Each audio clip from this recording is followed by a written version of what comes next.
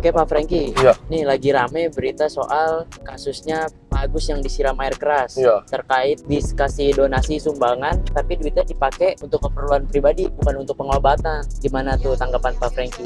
Ya jadi kan gini ya, kita tuh nggak mau ngomong sembarangan lagi, takut memperkeruh masalah itu. Sebab Agus ini tuh lagi kena masalah. Kalian bisa bayangin nggak sih, coba kalau kalian yang terjadi sama kalian, mata kalian buta, nggak bisa lagi melihat, padahal tadinya bisa melihat. Kejadiannya tuh cuman sekian detik, dan penyebabnya itu juga cuman satu hari itu aja, tapi mengakibatkan sekarang seumur hidup sisa di belakangnya nggak bisa lihat. Kalian bisa bayangin kan apa yang terjadi kalau itu menimpa kalian. Kan pertanyaannya, masalahnya Agus pakai ini buat kebutuhannya. Namanya donasi itu kan ya udah diberikan ke Agus, ya terserah si Agus mau buat apa. Yang penting masih ada hubungannya sama si Agus. Tapi walaupun nggak ada hubungannya sih, yang namanya udah kasih ya itu udah terserah Agus. Ternyata setelah diselidikin, ini uang dikasih tuh masih ada hubungannya kok sama Agus.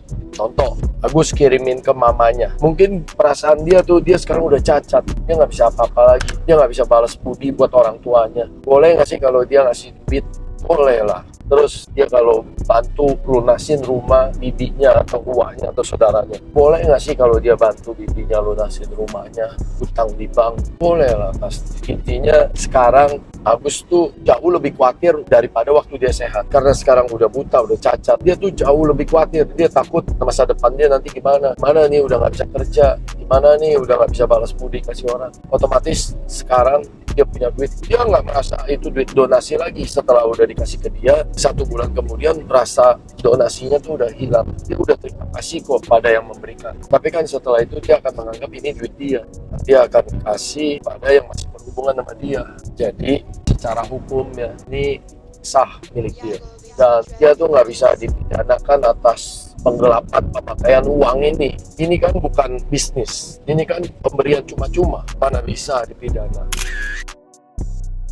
Kita nih selalu FYP di layar kalian. Kalau kalian mau terus untuk kami dalam mendidik dan mengedukasi budi pekerti buat generasi penerus bangsa kita, maka kalian harus follow supaya kita nih bisa mengembangkan tim kita. Seperti yang kita tahu, kalau orang baik itu terus diam, maka nanti kalah dari orang jahat.